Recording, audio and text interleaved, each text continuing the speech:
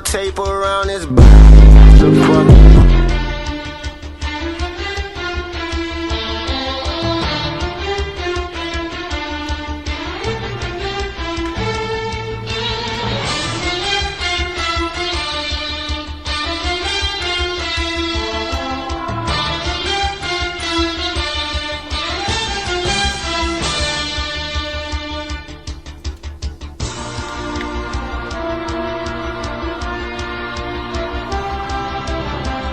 Holy shit!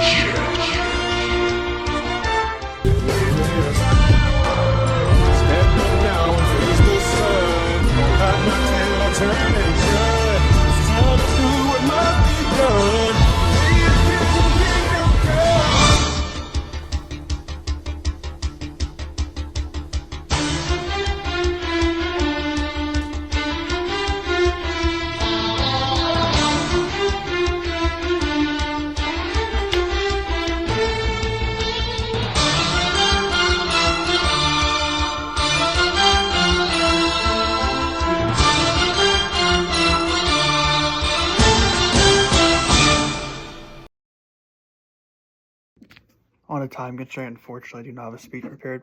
I will say, kind of a dumbass for thinking that picking up a running back who Noah Bartu is able to tackle would save my team. Not a good idea. Taking some advice from Wyatt, mixing up a little bit, but as a manager of Swifty for Smirnoff, we are sticking with it. About a half and half here. And I do bear parlays to save Kevin. This is the play for tonight.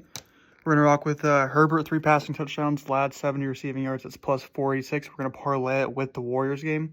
Al Horford, 2 threes, Draymond, 8 assists. Cash it for plus 4,900. Franklin approves parlay. We'll see how this goes. Probably not well.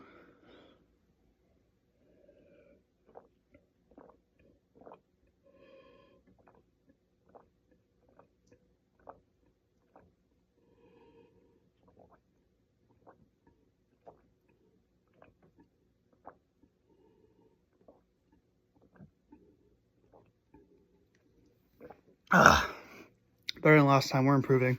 It's like week 5 now. I'm doing that. I should be good by now. Hello, and welcome back to Behind the Lines with Gabe and Kev. Kevin, you're finally back this week. How you doing? Good, man. Good to be back. Ready to talk some football. Yeah, it's definitely going to be an exciting pod. Some crazy things happened in week 7, but we'll get into that. Let's go ahead and jump in, as we always do. Looking here at week 7, my matchup first, as always, we have the Redemption Arc versus Slim Reaper's Retribution. We may need to zoom out a little. Eli, unfortunately, gets the win, 150.42, the high score of the week, to 124.5. I was projected over him pretty much the entire time. I think before the 8 p.m. Sunday game, I had 3 guys yet to play, but I was projected 155. And then those 3 guys all shit the bed, and that's kind of the way it goes. Eli moves up to 5-2 and 3rd in the standings, and I fall down to 4-3 into 4th, so right behind him. But he wins this round of the roommate rivalry, and I fear that I'll see him again in the postseason. Looking here at the players, we'll look at my side first. T. Higgins started it off, actually, on Thursday night. Put up 22 points. Joe Flacco has finally saved him. I'm really excited about the future of T. Higgins. That got me electric. And then Devontae Smith played at the 1 p.m. games and put up 33.3, highest score of the season for my boy, the Slim Reaper, the mascot of the team. Really love that out of him. We also had some good scores. Justin Herbert, who started the game with 2 picks and had -6 points at one point, finished the game with 30. He would have had, I think, like 39 had he not thrown those 2 picks. And maybe 36, I don't know. 38, I guess picks are -4. Either way, Devon Achane put up 13, and then Travis Kelce put up 8, and it was fine. I was projected high, and then all of a sudden, my last 3 guys, I swapped in Kendrick Bourne for Mike Evans, which turned out to be the right play. Mike Evans dead probably for the season. Kendrick Bourne puts up 3.4, Rachaad White 8.4, and Nico Collins 6.7. and that's not going to get it done. Looking at Eli's side, 26 points for Daniel Jones in that direct quarterback battle against Justin Herbert in that real-life game too. Travis Etienne and Bam Knight, the two running backs Eli had this week with James Cook on bye, both put up under 10, but Devontae Adams, great score with Puka Nacua down with 26.5, Keenan Allen with 28.9, Rashee Rice with 23.2, and then Tucker Kraft with 17. And Jetta's with 13. I mean, that's pretty underwhelming for him, but he kind of has been so far this season. Really good scores all around. Eli gets the high score of the week and gets the win. Yeah, kind of unfortunate to run into a buzzsaw here. It seems like Rashee Rice was a very worthy draft pick. I mean, very early on, it's only one game, but he comes off the scene, immediately scores in the 20s. So maybe a super exciting ad for Eli as the season develops. And then, not much you can really do here. Nico Collins goes down with concussion too, so kind of a tragedy, but still a solid score at 124. Yeah, doing everything you can. While we move into the next matchup here, I looked today and I've scored I think 124 or higher in 6 out of 7 games, and I'm 4-3. Sucks, man. That's how it goes. I'm sure Henry's feeling some of that pain, but yeah, I was gonna talk about that when we get to him. But next matchup here is Bending It Like Meek Mill, and all routes lead to Rome. Al versus Wyatt here. Al with a solid bounce back week, 129 points. Wyatt with a 111, not a bad score, but not enough to get the job done here. Al with the win moves up to 3-4, and Wyatt falls to 2-5, down in 11th place. But honestly, huge game from Travis Hunter. As soon as I called him out that he was a bust, went off. Immediately started going off. I think part of that too, Brian Thomas kind of got hurt there. Well, that was like at the end of the game, though, wasn't it? I think it was in the third quarter. So third quarter, that's kind of when Travis Hunter started to come alive too. I think he had 0 at half, if I'm not mistaken. Donut at half into 24. That's pretty high. I'm pretty sure that's what happened. Yeah, I mean, it wasn't like, it wasn't like what Brian Thomas is doing much anyways. But Yeah. I think just him not being there made it very reliant on Travis Hunter, and they were getting absolutely smothered in this game. So and then Chris a lot Olave of passing, and Chris Olave, I feel like gets a lot of targets. But yeah, another great game from him, 26.8. He actually really hasn't been all that bad this year. I know he's kind of a PPR machine, but yeah, he's wide receiver 10 right now in the season. So he's been kind of a bright spot for Al. Another bright spot's been Javonte Williams. Seems to keep scoring. That Dallas offense is really, any pieces there are going to be very nice to have. And then just a lot of solid scores. Not much from David Montgomery, which does happen occasionally. He's kind of an up and down player. A bad Thursday night from DK Metcalf, but a good game from Al here, putting up 129. And he left Matthew Stafford on the bench who had 37 points. He left points out there. Could have had a lot more. Could have had a lot more if it started him. But for Wyatt, just didn't really have any huge games. I guess he had a few, but not enough consistency across the board. 26 from Aaron Rodgers on Thursday is very solid, and then 19.8 and 22 from Jaylen Warren and CeeDee Lamb, respectively. CeeDee Lamb caught a huge deep ball in that game, but just couldn't get it done with Rome. It seems like Rome Odunze's maybe kind of fallen off the wagon a little bit. He had a super hot start to the season, but seems to maybe tapered off. Marvin Harrison's been pretty inconsistent. Then Goddard. I mean, I guess the Philly offense is really, you don't know who's going to score. But one person will get everything. It seems that someone will always have a guys, huge lead. Yeah. And just don't know who it's going to be. Sharp with 20 points on the bench. He starts Goddard over Sharp. Yep, that would have been the difference maker. Unfortunately, would have given. Actually, no, he still would have lost. Would have given him 50. Oh, he would have been 126. Yeah. Yeah, still would have lost. But if you do like Kyron. No. I don't know. Or no, never mind. Yeah, there was no way to do it. But regardless, tough loss for Wyatt. He'll move to 2-5 and 11th in the standings. But we can go to our next matchup here. Yeah, looking here at the third matchup, Riley Reed option again puts up another great score over rocking with Rico. Tal gets the win, 146-92. Tal moves up to 5-2 and is in first in the standings again. And Noah is 3-4 and in ninth.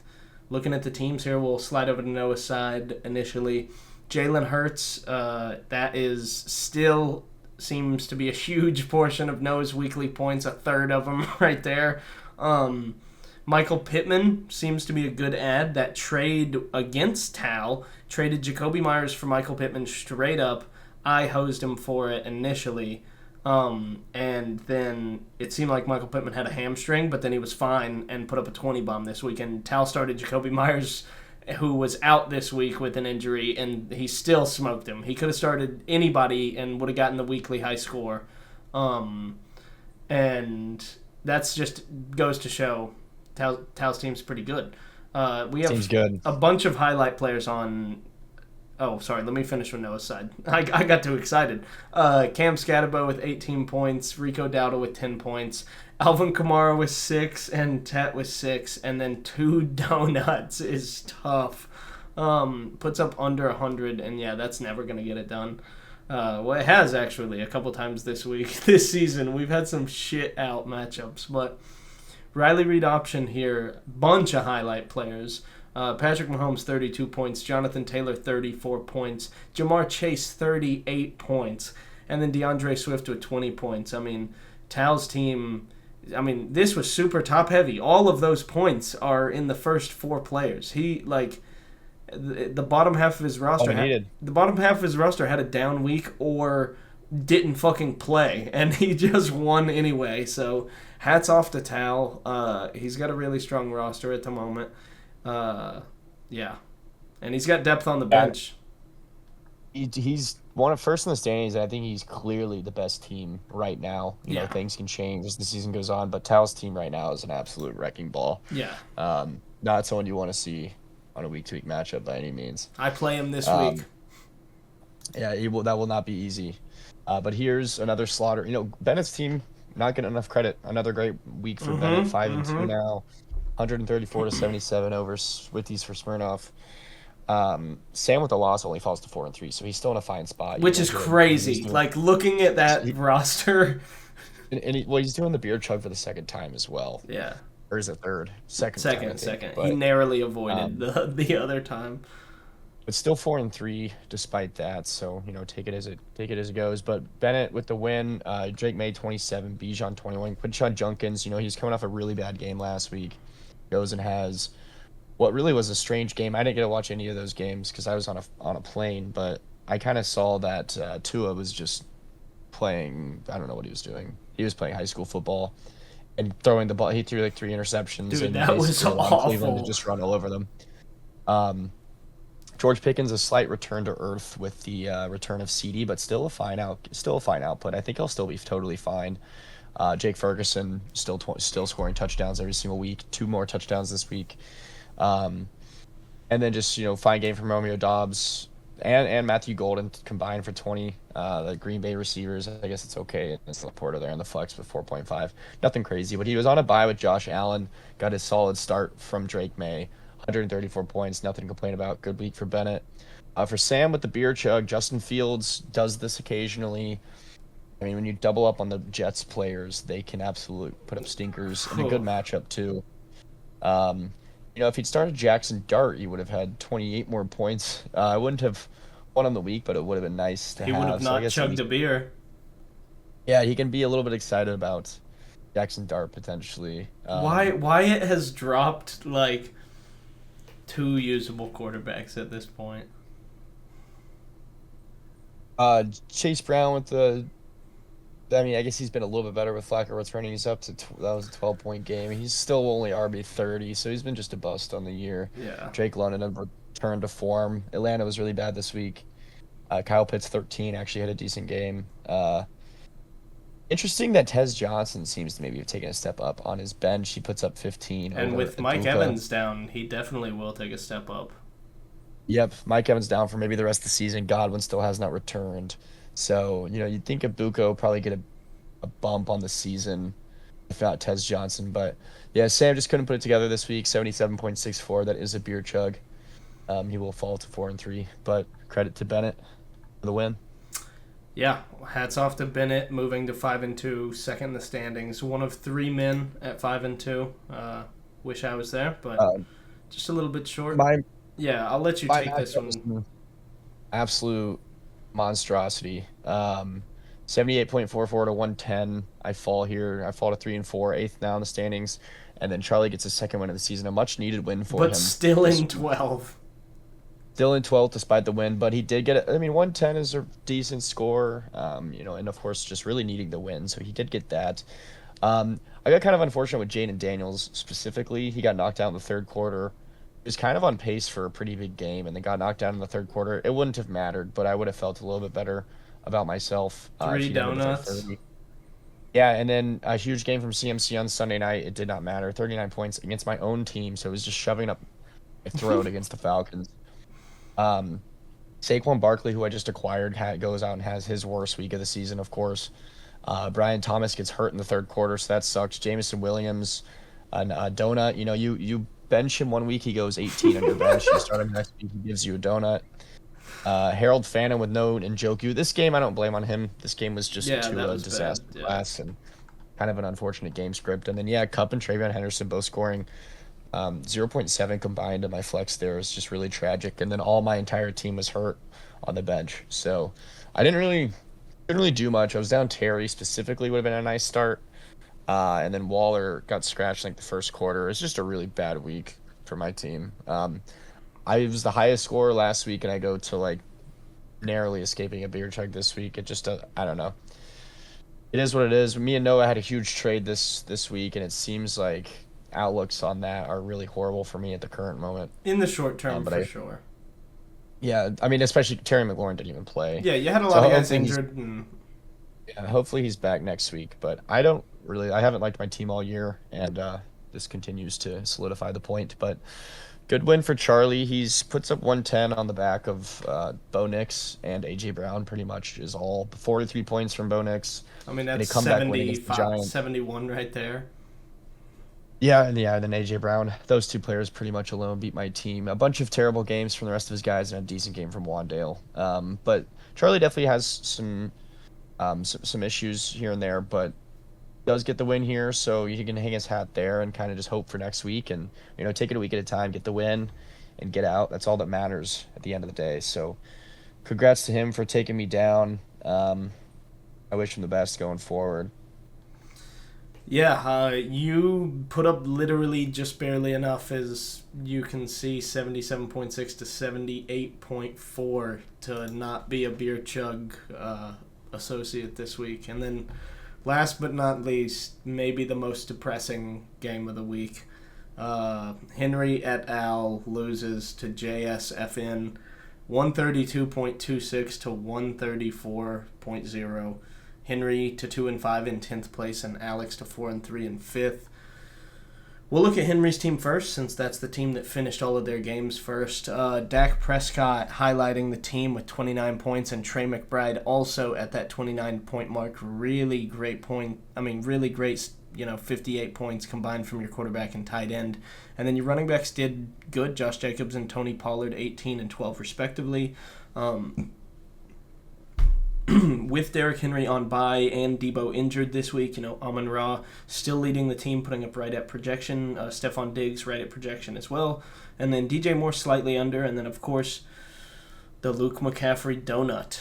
Goes with the Luke McCaffrey start with Debo Samuel injured. He did say that he thought about starting K. Dotton over him. But really, it could have been Alec Iomanner or even Emmanuel Wilson. Any of those three. And that would have been enough to give him the edge over Alex. Maybe kicking himself a little bit, but really, I can't say he's to blame. I was sitting on the couch with him. He had a 99% chance to win. 99% chance to win before Baker Mayfield, Jahmyr Gibbs, and JSN played. And he was up by 80. And I think it was around exactly 80. And Henry was like, if those three guys combine for 80, fuck me. And that's exactly what happened. And looking over at Alex's side of the ball, Baker Mayfield with only 11 points, as we mentioned. Actually, we'll save those three guys for last. Ja'Cory Krosky-Merritt, really returned to earth. I don't know what's happened to Bill. Dallas's defense is a really favorable matchup, especially when you're going to have to pass it. Maybe he wasn't, I didn't watch much of the game, maybe he wasn't in on much of the passing downs, but bad performance here. Cortland Sutton with 16.7, really good score against the Giants in that comeback win in the fourth quarter. Mason Taylor with He benched T.J. Hawkinson for Mason Taylor, and Mason Taylor put up 6 points. Quentin Johnston with 11, and then Jordan Addison with 22 in that loss to Philly. And then the big three that Alex was talking about, Baker Mayfield with 11 in that bad loss to Detroit.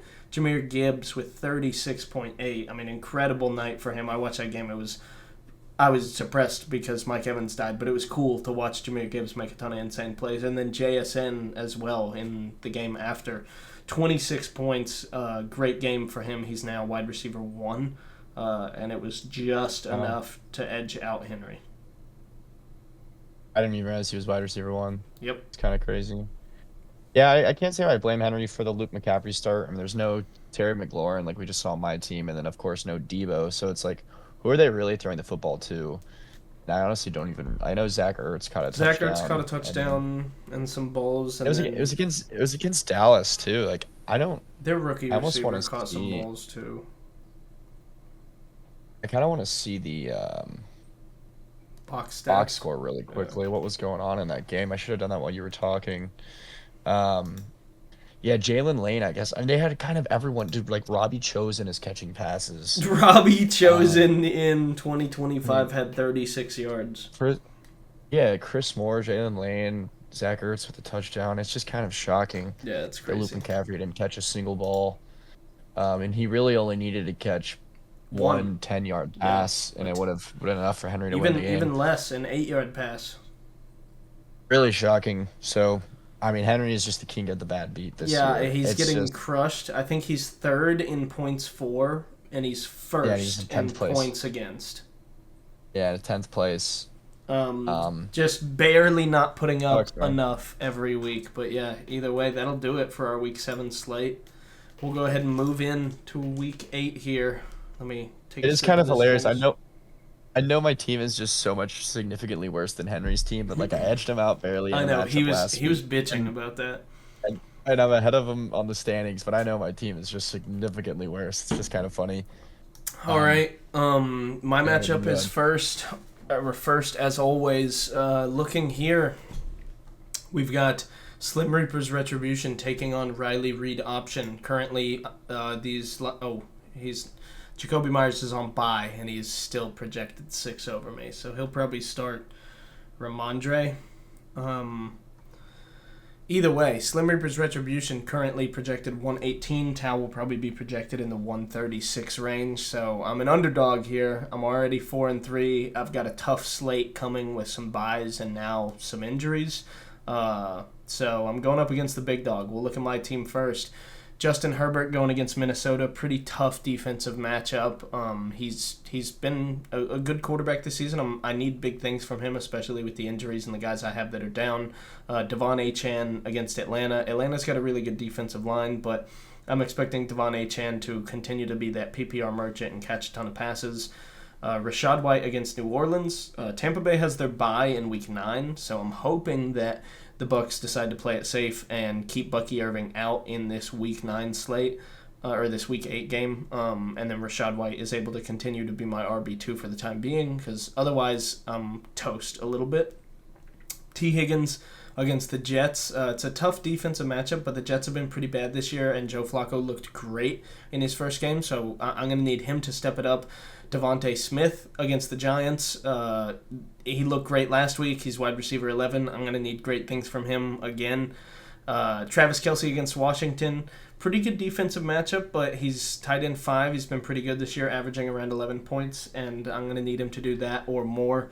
And then Nico Collins, who's currently in concussion protocol, playing San Fran this Thursday I don't think night. he's gonna play. What is the news on it? Is there something today? I just feel like these concussion things, because I have Nico in a league, I'm just not really counting on him to play. Well, if Nico doesn't play, I'm dead in the water. I mean, yeah, it's just the concussion. Those are usually at least a week you're gonna be out, but I guess we'll see. There's no His brain is confirmation on strong. And then Kendrick Bourne is currently who I have slotted in. I mean, Puka's on bye. Mike Evans is dead. Woody Marks is going against San Fran. I may be flexing Zach Ertz. We'll see how things go. But looking at Tal's side of the ball, Patrick Mahomes against Washington, like I said, tough defensive matchup, but he's quarterback 1. All I can hope is that a lot of points, or at least a bulk of the touchdowns, go to Kelsey. Jonathan Taylor against Tennessee. This one scares me a lot. Jonathan Taylor's a beast, and Tennessee is dog shit. I'm really afraid of him putting up like a 40 bomb on me here, but we're going to knock on wood and hope that doesn't happen. DeAndre Swift against Baltimore. He's been surprisingly really good this year, and Baltimore's defense hasn't turned out to be that great. So he's probably going to have a good game. Jamar Chase against the Jets. I'm hoping that Sauce Gardner will be lined up against Jamar, and if anything, they'll be doubling him, and then T. Higgins can just feast. I know Jamar's going to get his, but all I can hope is that T. Higgins will also get a near similar amount.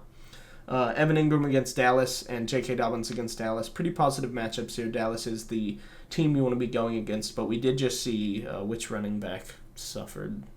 Corey Krosky-Merritt. Yeah, JCM, who I would put in a similar category to J.K. Dobbins at this point, really underperformed, so we'll see. I mean, J.K. Dobbins has looked good so far, but he's had a couple of down weeks. And then Jalen Waddle against Atlanta. They've got a pretty good secondary, but, Tua is probably going to throw a couple picks, but he's definitely going to get some balls out to Jalen Waddle. And then he'll probably slot in Ramondre, who's going against Cleveland. Really tough matchup.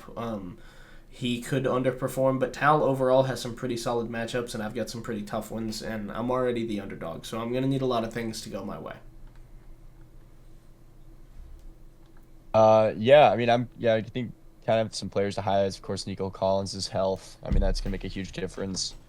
Travis Kelce with Rashee Rice. Can he keep the same pace? And then, I think for Talos, I just kind of hope that Jonathan Taylor doesn't keep scoring 3 touchdowns a game. Like, there's no way they keep doing that, right?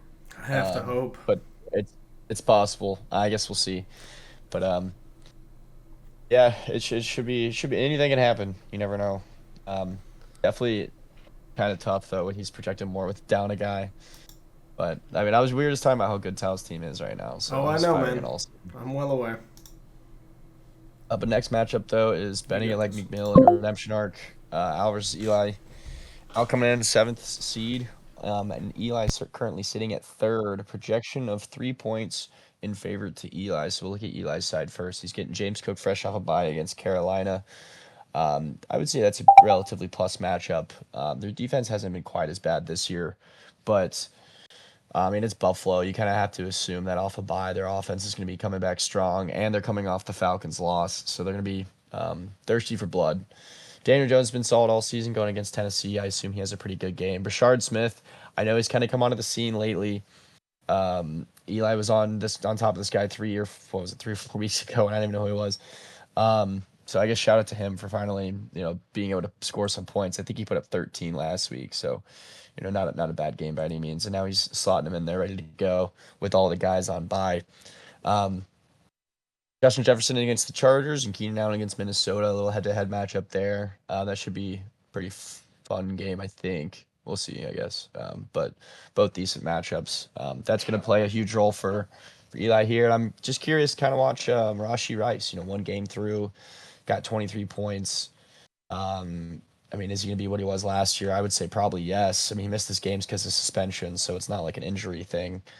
And then Sterling Shepard with no Mike Evans the rest of season, no Chris Godwin this week at least, I think. So I don't think he's had any huge games yet lately, but you never know with the Buccaneers offense. He's kind of due for a touchdown, so we'll see. But he's down Devontae Adams, Travis Etienne, and Bam Knight this week. So really tough bye week for Eli. For Al over there, going back with Jordan Love against Pittsburgh, at least for the time being. He also Matthew Stafford's on bye, so he's definitely doing that. Javonte Williams against Denver. He's been pretty solid. Dallas is the number 1 offense right now. It's an easy start. Chris Olave against Tampa. I think that'll be a fun matchup for Chris Olave. New Orleans has been pretty terrible, but divisional game at home. You're gonna, probably put up some points. Jordan Mason against the Chargers is okay. He's got DK against Green Bay. That game might be a defensive battle. We'll see. Tajay Spears and Malik Washington, kind of rounding him out. Or Dalton Schultz. He's down Travis Hunter. He's down David Montgomery. Maybe he goes with Njoku in there. We'll see if he's healthy or not. But should be a good game. Al kind of in need of a win. Eli coming off the highest score of the week. So Yeah, good luck to both guys. It should be a fun matchup to watch. Definitely just kind of highlighting, I think, Rashi Rice. Um, that's the main guy I'm focused on, to be honest. But Yeah, I agree. I think that he's going to be kind of the telltale player. I also think that Chargers Vikings game is going to be big. yeah, Jordan Mason and Justin Jefferson both kind of been underperforming in the recent weeks, and the projection right now line is only minus 2.7. So if one guy underperforms and the other guy overperforms, they can tip the scales. absolutely. Yeah, it's a close projection. Looking at our third matchup of the week, all routes lead to Rome versus Swifties for Smirnoff. Wyatt taking on Sam. Current projection is Wyatt 114 to Sam's 122. Sam's got a little bit of an edge, and he's in sixth place at 4-3, and Wyatt's in 2-5 and 11th. Kind of a similar place to Al. Wyatt needs a win. Excuse me. Lamar Jackson potentially going to be back this week against Chicago. Pretty tough defense, but Lamar Jackson is Lamar Jackson, so if he's healthy and he's playing, then he's definitely going to get his. Beyond that, on Wyatt's side of the ball, we've got R.J. Harvey, who has really been underperforming. I mean, it seems like a total 50-50 split share between him and J.K. Dobbins, but against Dallas, it's the favorable matchup, so if any matchup is the one where you want to perform, now is the time that Wyatt needs you with all of his guys on bye. Jalen Warren against Green Bay, like you said, this could be a defensive battle, so don't know how it's going to play out. CeeDee Lamb against Denver, really tough defensive matchup, but the Giants just proved that they can put up 30 on them, and even though they lost that game, I mean, the Cowboys' offense is potent, so I expect CeeDee to cook to some extent. Ricky Pearsall, I'm unsure of his status. He may play this week against Houston. I'm hoping he doesn't for Kendrick Bourne's sake. I may not start Kendrick Bourne anyway. I may be forced to. I don't know. My team is kind of in shambles right now. Aren't we all? Yeah, Tyler, except for the three guys at 5-2, bro. Yeah. I'm looking up right now. Tyler Warren against Tennessee, really good matchup for Wyatt. Not really much else needs to be said against that. Roma Dunze against Baltimore. Like we said, Baltimore's defense has been very suspect, but Roma Dunze has kind of fallen off in the past few weeks. He had that lightning hot start. We'll see how he performs here, going against his own, I guess, teammate Lamar Jackson on Wyatt's team. And then Wyatt currently going with the dual tight end option. Dallas Goedert, who is tight end 4, one behind his other tight end, Tyler Warren, projected 11.7. We'll see if he puts up another stinker game. For my sake, I hope Devontae Smith is the guy who gets the ball again. But yeah, Wyatt down, Kyron, Marv, Zach Sharp, and Jack Beck. I mean, I don't think that's anything, but down some guys. He needs a win in this crucial week. He's averaging higher than Sam is at the moment, but Sam's currently projected higher. Looking at Sam's side of the ball, we've got Jackson Dart in that game against Philadelphia. We just saw him kind of put up a bomb last week against the Broncos. Denver. Yeah. So we'll see if he can repeat that against Philly. They did beat Philly last time they played them just a few weeks ago. Breece Hall against Cincinnati. Breece Hall's been really underwhelming this year, especially for where he was drafted. Against Cincinnati, it's a favorable matchup, and if the Jets are going to get anything going, they're going to have the run game and the pass game. I think Justin Fields has been benched going forward, so I don't think, what's his name? Not Tyrod Taylor. Lamar Jackson. Tyler Huntley. Tyler Huntley, I believe, is the starting quarterback. Maybe it is Tyrod Taylor. I don't know. Either way, Chase Brown going against his teammate again. We've got another one of those in this matchup. Against the Jets, they've got a tough defensive line, so Chase Brown has been really underwhelming as well, but Sam's going to need them this week to perform at their projection in order to beat Wyatt.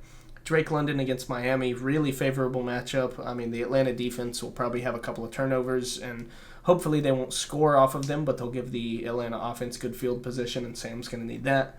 Ladd McConkey against Minnesota, another tough defensive matchup, but Ladd McConkey's kind of come on in the past few weeks, now at wide receiver 23. Kyle Pitts against Miami, like we said with Drake London, favorable matchup, and Kyle Pitts he's only tight end 14. I mean, he's doing the standard Kyle Pitts thing of he'll have some insane plays here and there, and this season he appears to be having more of those than in the past, but he does kind of fade off sometimes and doesn't show up for games or quarters at a time. Emeka Egbuka against New Orleans, he is apparently fully back and healthy from his injury. With Mike Evans going down and Chris Godwin's status in question, he is in line to get a ton of targets. And then Zay Flowers against Chicago, coming back off the bye. Zay Flowers has been good regardless of whether or not Lamar Jackson plays, but I think with Lamar Jackson in, it honestly...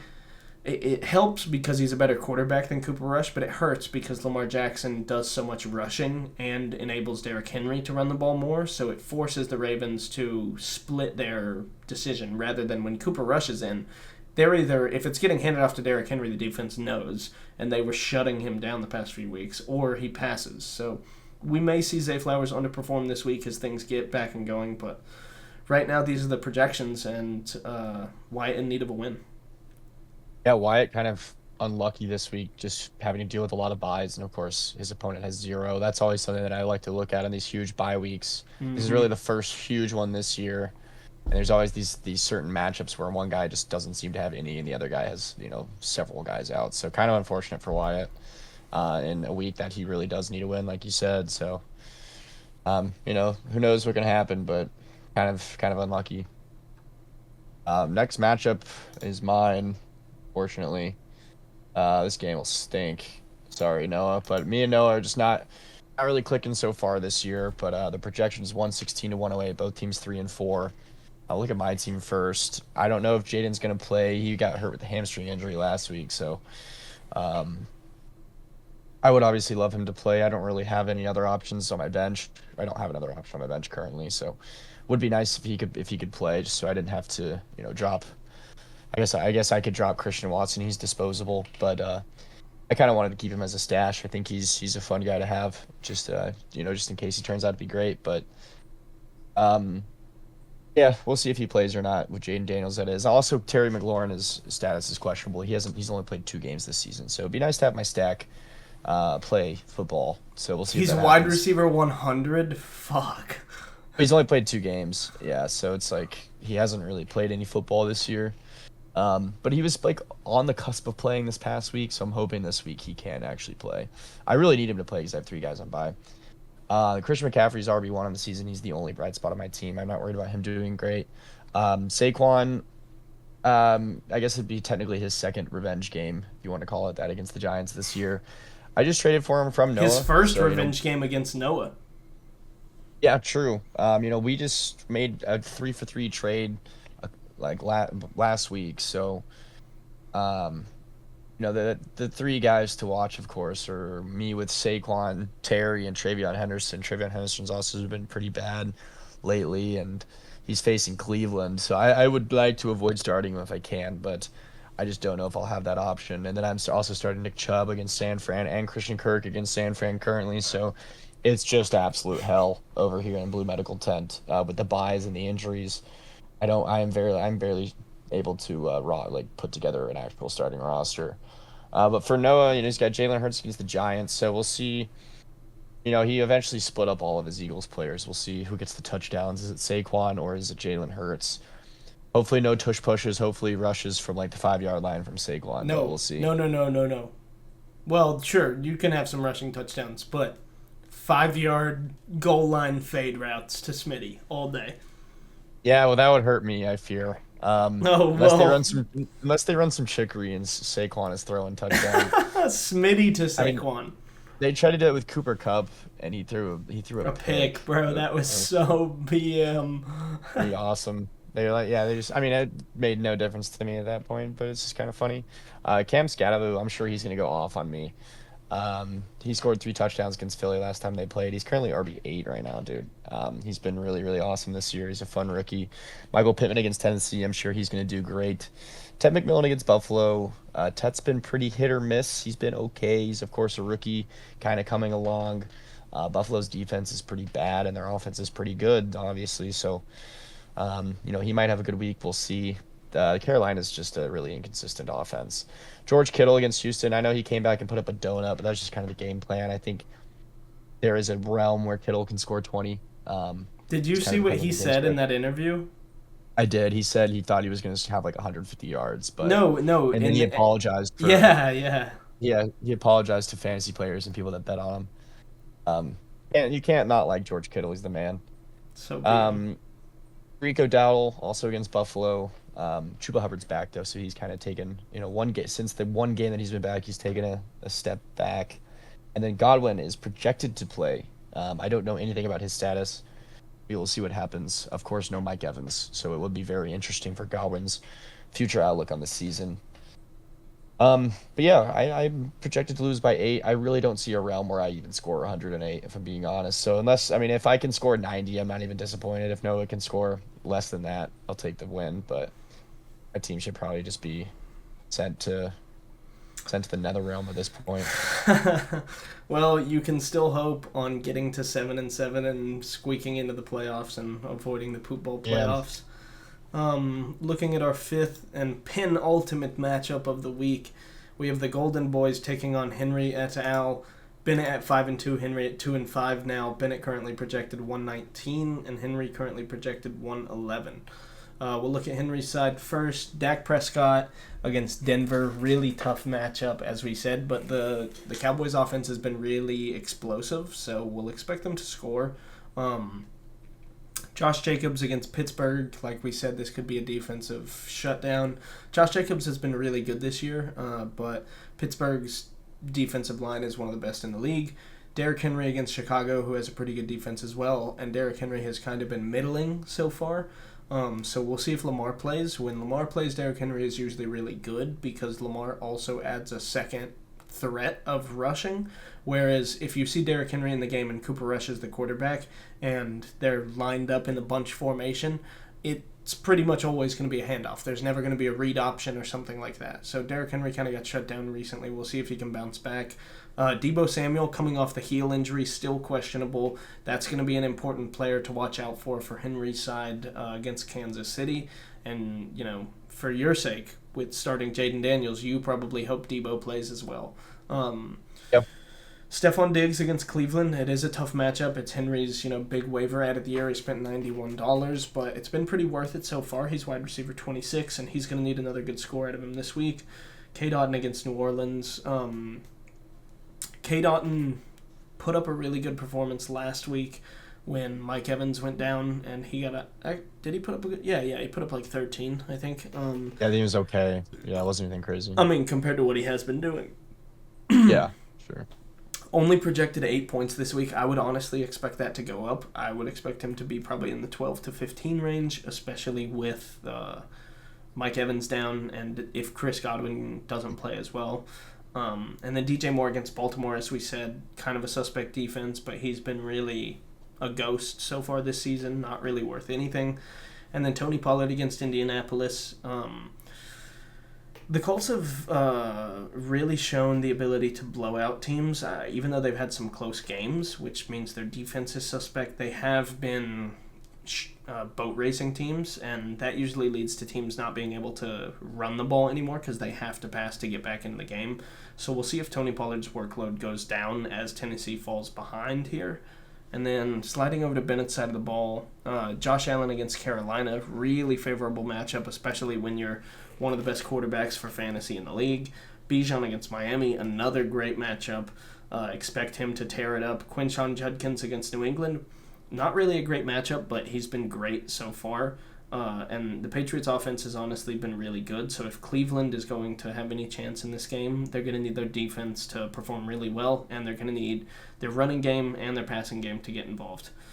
George Pickens against Denver, as we said, tough defense, but CD may be the one getting doubled, so George Pickens could find his way open. Romeo Doubs against Pittsburgh, as we've said time and time again, and with Matthew Golden as well, may become a defensive shutdown. And watch us say this many times, and now it becomes a fucking 38-45 final score. But either way, I don't think that will happen. Romeo Doubs and Matthew Golden probably going to underperform their projections this week, but we will see. Jake Ferguson, who's tight end 1, as we mentioned a against that tough Denver defense, but Henry's starting Dak Prescott, so hopefully for Bennett's sake he can usurp some of those touchdowns. He has George Pickens as well, so he has a good chance to catch a lot of the touchdowns that Dak throws this week. Just CeeDee Lamb out there is really the main threat against Bennett. It's Yeah. honestly CeeDee Lamb at this point. And then Keon Coleman against Carolina. Really favorable matchup, but he's really fallen off after he did great the first couple of weeks. We'll see if that Josh Allen, Keon Coleman stack does anything. But Bennett's got Bucky, who's unlikely to play, it looks like at the moment. Garrett Wilson, who's unlikely to play. Sam Laporta on bye. And then Justice Hill, who he's not going to start over Keon Coleman. So Bennett currently projected minus 8.2 or 8.2 points above Henry. And he's got the better defensive matchups, in my opinion, but we'll see how it shakes out in the end. Yeah, kind of an interesting game. Bennett's down a few guys with injuries, so he's kind of rolling out a B squad, and Henry's down 2 of his best players with a bye. Yeah. So he's kind of rolling out some guys he wouldn't want to. But I mean, Henry really needs to win this game. We're halfway through the season. He's got 2 wins. This is a must win game for him. Everybody at 2-5. Yeah, must-win games. He's going up against Bennett, who's obviously having a great season so far. So, really important game for him. Maybe he can escape the bad beats, but we'll see if he has another 2-point loss. But that takes us to our final matchup of Week 8. Maybe you want Milky and Jay's FN. Charlie's team is definitely not updated, so we can't really give a full description of it. But I can at least talk about the guys that he is starting. With Bo Nix against Dallas. He'll have to pick up a bunch of waiver guys. Look at this. Yeah, he doesn't have his spots. whole team is on a bye. He's going to have to drop Hollywood Brown and A.J. Barner for a tight end. Well, he can start Hollywood Brown. He's going to have to start Hollywood Brown. Well, he already has 4 receivers in. Yeah, I guess he doesn't have running backs. Yeah, he needs to pick up 2. He can't start Kenneth Walker because he's on bye. Well, he did get... The trade hasn't been processed, but he got Pacheco, so he'll be able to pick up a running back and slot him in, but he'll still have to drop Barner or Hollywood Brown for a different tight end. He'll have to drop somebody. Troy Franklin? I don't know. Barner is potentially droppable. I don't know if he's... But, yeah, this is kind of tough with all these buys. Clearly several good players, but... Let's say Charlie's going to be projected at, 90. I think 13 points between the waiver guys and Pacheco. That feels reasonable. 95 maybe. But this is kind of rough. I mean, he got Bo Nix against Dallas, which I think is a great matchup. He's coming off a huge game. I think that game will be a shootout. Yeah. Xavier Worthy against Washington. I don't think that game will be super high scoring, but at the same time, both those quarterbacks, if Jaden plays, that could be an interesting game. A.J. Brown against Giants. He did nothing last time they played the Giants, but that game was also just really bad. Jerry Jeudy against New England. I mean, he's been okay all season. And then Wandale against Philly. No Malik Neighbors. I think he still will be involved. He's been a decent flex guy all season, so really not a bad start any week. But yeah, and then look at his bench. I mean, he has Hollywood Brown and Troy Franklin, but of course no receiver spots to put them in. So we'll see how Charlie navigates. But then other side of the ball, JSFN, Alex sitting at 4-3, 5th in the standings. Baker against New Orleans, down Mike Evans the rest of the season, but Baker's been playing really good football, so I don't think it matters too much, except he's coming off a bad week. But regardless, I'm sure he bounces back. Chuba against Buffalo, split in the backfield now, Foley with Rico Dowdle, but a pretty solid plus matchup. Corey Krosky-Merritt has had one good week, really has not been good since the 2 straight bad weeks against Kansas City's he may pretty start solid Kenneth front Gainwell. 7. Yeah, he does have Kenneth Gainwell down there. I mean, Jalen Warren's back and playing pretty decent football, so Kenneth Gainwell has been 9.6 and 3.5 the last 2 weeks. Amir Gibbs on a bye, though, and JSN on a bye. So if Charlie was going to come in and play Alex on a week, this is a great week to play him. Mm-hmm. I know Charlie's also clearly down some guys, but Alex is dealing with his own battles as well. So definitely, everyone's kind of thrown at the B team this week 8. It's just kind of a rough week. But Cortland Sutton against Dallas, super plus matchup. Other side of Bo Nix. Bo Nix is throwing touchdowns, and they're not going to Cortland Sutton. It's going to be a problem for Alex. Quentin Johnson against Minnesota. We kind of touched on that matchup earlier. T.J. Hawkinson on the other side of the ball in that game against the Chargers. He's been okay this year. I guess he's tied in 21. Never mind, it's pretty bad. But gotta do what you gotta do. Khalil Shakir against Carolina has also been pretty unpredictable. The Buffalo's just a random offense. He has some decent games and then some duds sprinkled in there, and of course Jordan Addison, who missed the first few games of the season, but has honestly been fine when he does play. So maybe kind of, hoping for some Jordan Addison. I think he's actually out-received Jefferson when he has played. So kind of interesting there. But definitely both guys, missing a ton of people with the bye and with injuries, and it's a must-win for Charlie. I'll say that much. So. He kept his season alive by beating me this past week, and he's going to try and make it 2 in a row here against Alex, even though he's down several guys. But should be interesting. We're halfway through the season. Yeah, we are officially halfway, gentlemen. I hope you like where your team is at the moment. We can go ahead and spend 1 minute and take a look at where we are in the standings. 3 guys at 5-2, 3 guys at 4-3.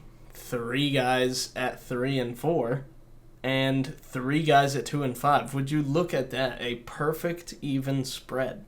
I don't think at this point, halfway through the season, we've ever seen anything close to that. It does show you how competitive the league is. And yeah, if you're in the playoff hunt already, you're hoping to maintain your spot, and if you're in that 8, 6, 7, 8, 9, 6, 7, 8, 9 range, you're really hoping to try and make a playoff push. And if you're in that 10, 11, 12 range, you're hoping on a prayer. Yeah, trying to stay above water pretty much, I think, is what everyone's doing this week. So many buys, so many injuries at this part of the season. Yeah, but definitely just kind of taking it week to week and hoping for the best is where I'm at least. Same here. I mean, it seems like every week I'm going to lose another player for the season to injury. And I don't know. Just going to have to try and stay above water. Yeah, maybe as you get kind